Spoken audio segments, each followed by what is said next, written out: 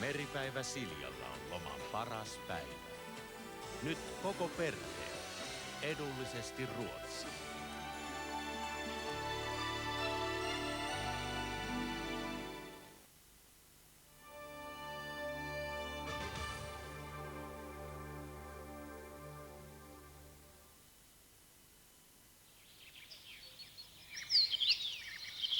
Maitolaituri, kylä ja kaupunki, Radio Suomi soi.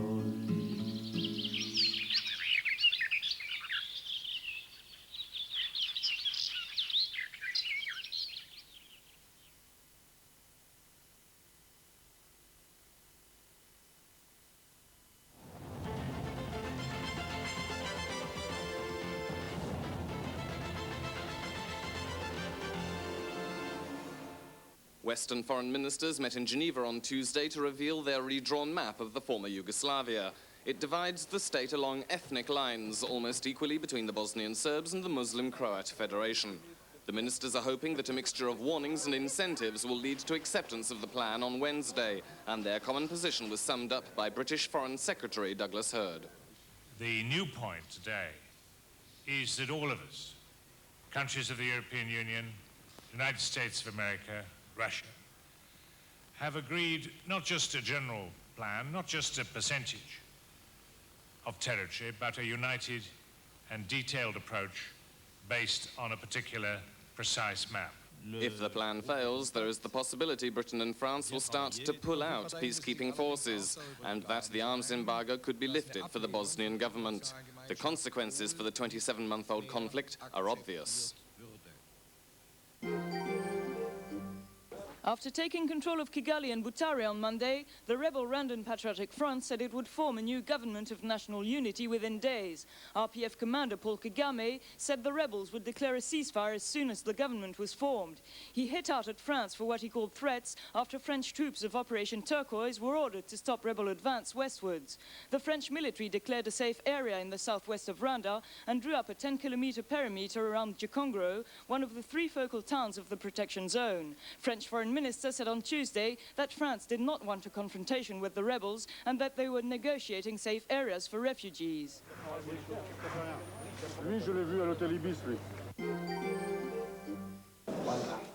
A new Palestinian government has formally been established at a ceremony in the West Bank town of Jericho. Yasser Arafat was sworn in as head of the new authority. The PLO leader then swore in 12 other members of an eventual 24-man government. Each placed his right hand on a Muslim Quran or Christian Bible while reciting the oath of office. Among the appointees, Minister for Social Affairs Jihad and Nabil Shah, the International Cooperation Minister. The new government will oversee the self-rule areas of Jericho and the Gaza Strip.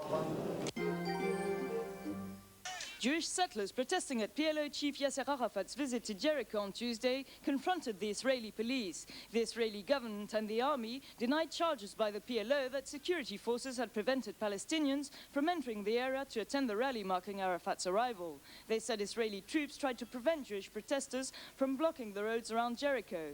Settlers are particularly worried by Arafat's claims over East Jerusalem. Israeli Prime Minister Rabin insisted that his government would continue the peace process despite protests, but would not give up on the eastern half of the city. Position is very clear. Jerusalem is united under Israel's sovereignty and our capital forever.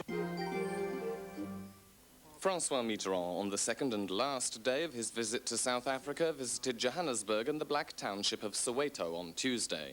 He announced that a branch of the French Development Bank, previously only present in France's former African colonies, would be set up in South Africa. He added he would help direct French and international attention to South Africa's needs. He supported Nelson Mandela's calls for an international aid program to help the republic cement its political success with economic success. France's economics and cooperation ministers will work with their South African counterparts to identify specific areas where aid can be targeted. On the Rwandan question, Nelson Mandela did not give Mitterrand the endorsement he'd been hoping for, but said any humanitarian action should be supported. Riga, the capital of Latvia, is hanging out the flags for President Clinton's visit on Wednesday. A lot is expected of the American president. Latvia and its Baltic neighbour, Estonia, will be looking for signs of American pressure on the Russians to accelerate their troop withdrawals. A meeting with both countries' presidents, plus Lithuania's President Prazauskas, will take place. But Russian protesters had banners of their own for Bill Clinton, mostly referring to Latvia's refusal to give resident Russians citizenship. Ethnic Russians make up nearly half of the population of Latvia. A recent law passed by Parliament and criticised by the Council of Europe and the Conference on Security and Cooperation in Europe was sent back by the government for redrafting.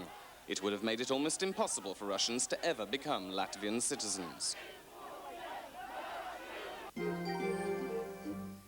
The German cabinet and the European Commission held their first joint session in Bonn on Tuesday, officially launching the German presidency of the European Union. Germany will preside over the European Union for 6 months. The succession of Jacques Delors at the head of the European Commission was one of the talk's main issues. Germany said no names had been fixed yet in finding a new candidate and denied rumours that it was backing Spanish Prime Minister Felipe González. The preparation of next week's Group of 7 summit in Naples will be German Chancellor Helmut Kohl's main priority in the following days. Kohl plans to focus the summit on nuclear safety and is pressing for the Group of 7 to offer financial support to help Ukraine close down the Chernobyl nuclear plant.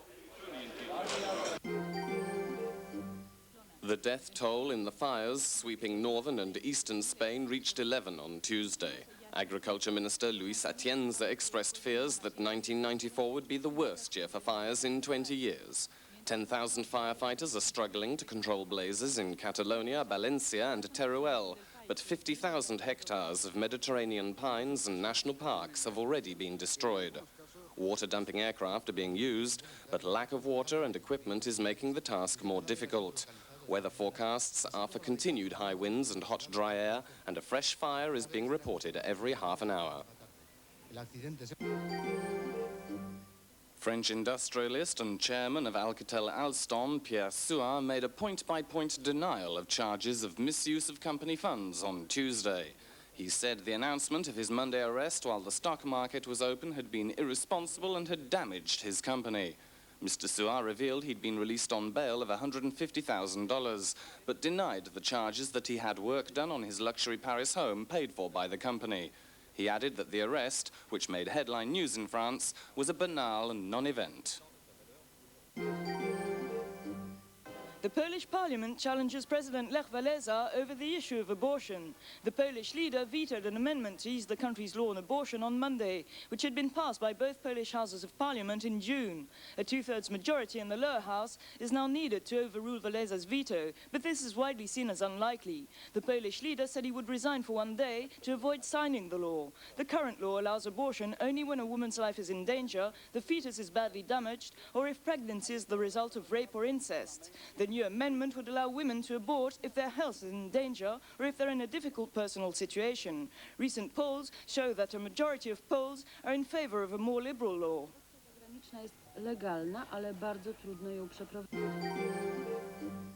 The head of America's FBI, Louis Frey, and Russian Interior Minister Viktor Yerin signed a cooperation agreement in Moscow on Tuesday. The goal is to crack down on the emerging organized crime groups now operating in Russia. Frey is the first FBI head to visit Russia, whose newly privatized companies and entrepreneurs are finding it hard to set up shop and trade normally without being blackmailed or bombed into paying protection money. Kidnappings for ransoms and gun battles are on the increase, and Frey said that he considered the problem to be as much of a threat to the US and the West as Russia itself. Drug running and the sale of nuclear materials are two criminal activities of particular concern to the FBI.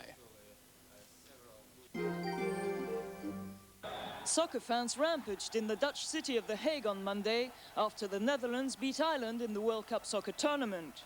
Violence erupted as hundreds of people massed in the city centre to celebrate their team's 2-0 score. 3 policemen were injured and about 50 people arrested after groups of hooligans looted shops and clashed with the riot police. The City Council plans to enforce special security measures in provision of Saturday's quarter-final match between the Netherlands and Brazil. Celebrations were more peaceful in the American town of Orlando, where Dutch fans had come to support their team.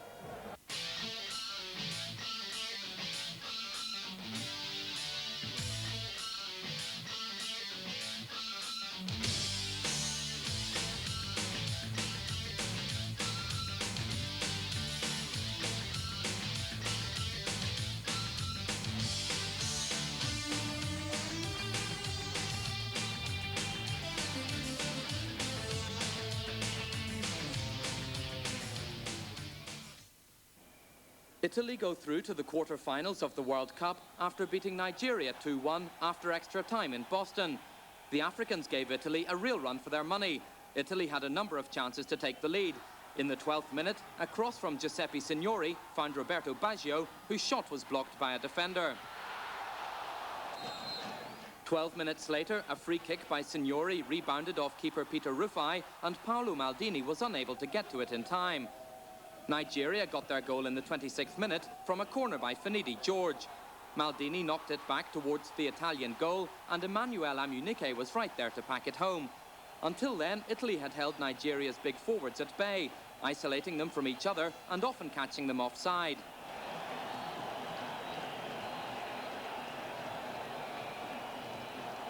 But Italy kept fighting back. A free kick by Signori in the 39th minute met the head of Maldini, but the ball went high. And that's the way play continued for Italy for most of the second half. Things got worse in the 76th minute when Gianfranco Zola was sent off for a revenge attack on Austin Eguavoen. He had only come on as a substitute 12 minutes earlier in his first tournament appearance. 1 minute from time, Italy got the equaliser from a goal by Roberto Baggio. He latched onto a cross from Roberto Mussi and, driving a right-footed shot, put the ball into the corner of the net. The replay shows how the ball was slotted between an Italian attacker and a Nigerian defender who couldn't quite get his heel in to stop it. The game then went into extra time. Italy got the chance to go ahead after a foul on Antonio Benarivo inside the area by Eguavoen. It was unfortunate for Nigeria, who had played so well and deserved better. Mexican referee Arturo Brizio Carter had no hesitation in calling the penalty, going straight to the spot. It was European Footballer of the Year Roberto Baggio who converted the penalty, putting it in off the left post. The final whistle was the death knell for the Nigerians, who have worked so hard throughout the tournament. Italy were lucky to tuck this one under their belt. Their 2-1 victory means they face Spain in the quarter-finals on Saturday.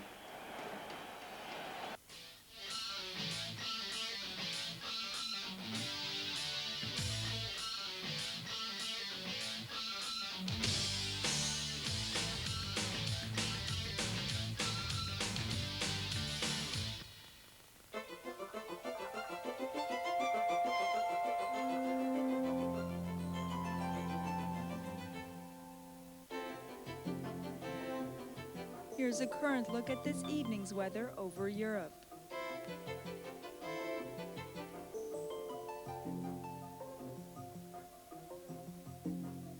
Here are the temperatures recorded this evening.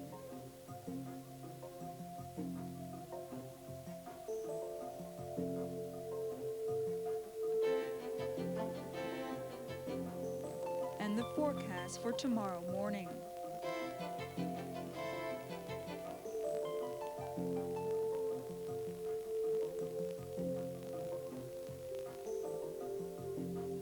Now the temperatures forecast for tomorrow morning.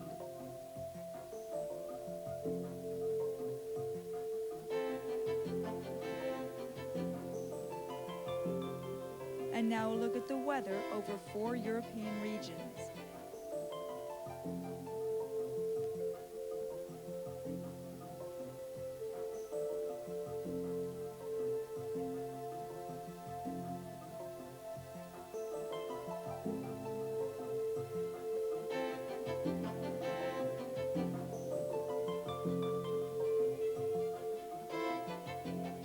This evening's temperatures for some of the principal cities for Europe and for the Mediterranean.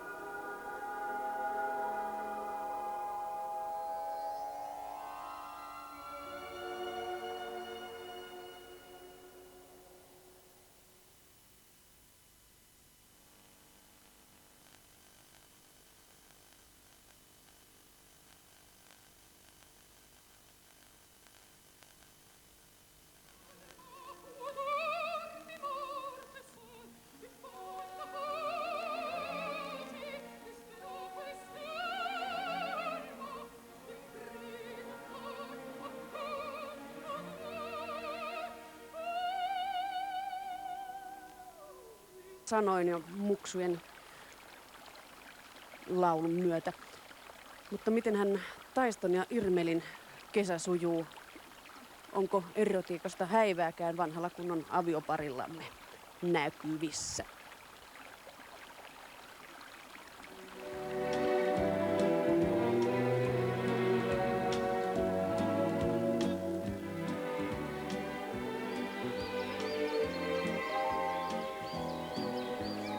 Sä oot Irmelin laittanut oikein rahkapiirakkaa. Juu, kato. Ajattelin, että jos kerran kesässä jotakin oikein herkkua laittaisi, niin... Joo, tää on hyvä, mutta missäs Irmelin ne rusinat on? Ai mitkä rusinat? No kyllähän rahkapiirakassa täytyy rusinat olla. Mutta kun mä muistin, että sä et Taisto tykkää rusinoista. Ai mä vai? No pullastakin nypit aina rusinat pois. No kai mä nyt. Pullasta nypi, eihän nyt pullassa pidä mitään rusinoita olla. No niin. No mutta kun rahkapiirakassa täytyy olla rusinoita. Ai jaa. No näin oo marjat. Tai siis rusinat. No jos mä sitten kaapista haen, voit itse ripotella ne rusinat siihen. No Irmeli. No mitä? No, anna olla. Kyllähän kelpaahan tätä syödä ilmankin. No niin, mitäs sä sitten? Tommosia rupee. Niin. Hyvä. Mä kuule, Taisto. Mites pitkä se oikein on se metri? Ai mikä? No metri. No eikö se vissiin metrin verran ole, niin? Niin, mutta kuinka pitkä se on? No sitähän sanotaan, että 100 senttiä. Niin, mutta miten paljon se on se 100 senttiä? No, kyllä se kuule. Meille kansakoulussa opetettiin, että se on 10 kertaa 10 senttiä. Niin, mutta kuinka paljon? No 1/100 100 metrin juoksusta. Oi herra, ja mistä sä Taisto tiedät, että kuinka pitkä se on se 100 metrin juoksu? No Irmeli, tää mahdottomaksi menee.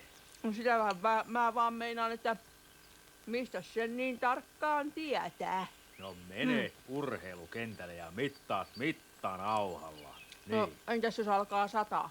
Mitä niin 100? No sehän saattaa tuommoinen mittanauhakin niin kutistua sateessa. No Irmeli. Onko se sitten enää metrin mittainen? Kysynpähän vaan. Niin. No katos nyt Irmeli, kun niillä on tiedemiehillä siellä Pariisissa se aito ja alkuperäinen metri. Ja se on oikein kassakaapissa. Älä nyt. Mitäs siihen sanot? Älä Ja nyt. se onkin kuule semmonen metri, että se ei Irmeli veny eikä vanu. Eikä kutistu. No eikä kutistu, niin. No entäs jos terroristit tulee ja räjäyttää sen kassakaapin? Terroristit. Miten niin terroristit? No eihän sitä koskaan tiedä, nehän on semmoisia arvaamattomia ne terroristit. Niin. No siinä tapauksessa täytyy tiedemiesten tulla mun puheilleni. Ai kuinka niin sun? No eksä Irmeli muista. Mulla on sänkyn alla se metrinen